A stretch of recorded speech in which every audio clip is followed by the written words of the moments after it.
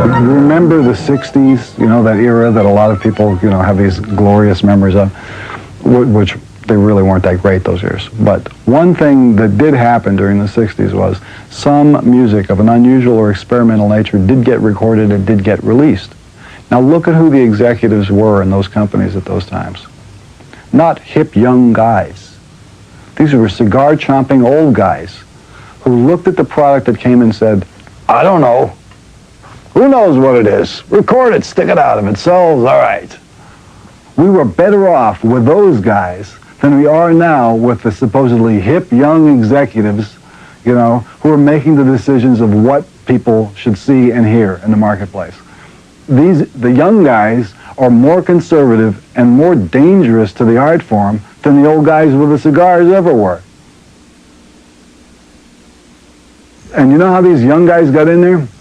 The old guy with a cigar, one day goes, well, I took a chance. It went out, and we sold a few million units. All right, I don't know what it is. Well, we got to do more of it. I need some advice. Let's get a hippie in here. So they hire a hippie. They're bringing the guy with the long hair. Now, they're not going to trust him to do anything except carry coffee and bring the mail in and out. He starts in there. He's carry the coffee. Well, we can trust him. He brought the coffee 4 times on time. Let's give him a real job. Okay, he becomes an A&R man. From there, moving up and up and up, next thing you know, he's got his feet on the desk, and he's saying, well, we can't take a chance on this, because it's just simply, that's not what the kids really want, and I know. And they got that attitude. And the day you get rid of that attitude and get back to, who knows, take a chance, that entrepreneurial spirit where even if you don't like or understand what the record is that's coming in the door, the person who is in the executive chair may not be the final arbiter of taste of the entire population,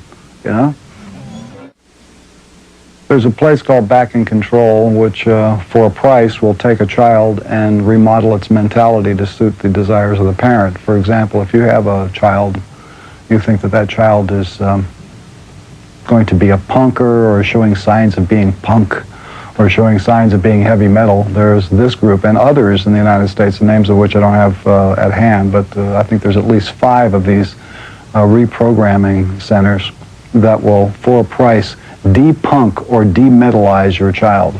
For those youngster parents who are completely baffled by this phenomenon of what the young people of today are doing, and too busy because you're playing tennis or whatever you're doing to take care of it yourself, you can just ship the little bugger off to this camp and they'll tweeze them for you.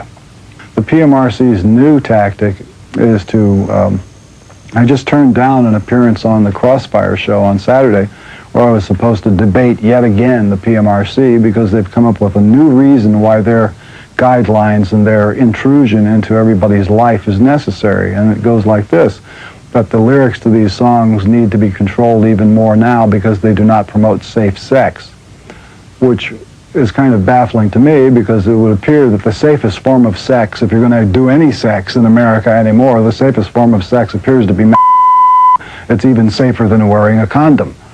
And these are the people who in 1985 wanted to set the world on fire because somebody made a song about So I would say they're talking out of both sides of their Well, I happen to think that sex is really good for you, and I think that you should not avoid sex. But if you're going to do it in a time of high risk, that you ought to consider the safest possible practices. Generally, that would include either using rubber goods or don't getting any of the on you. You know what I mean? Where the germs can get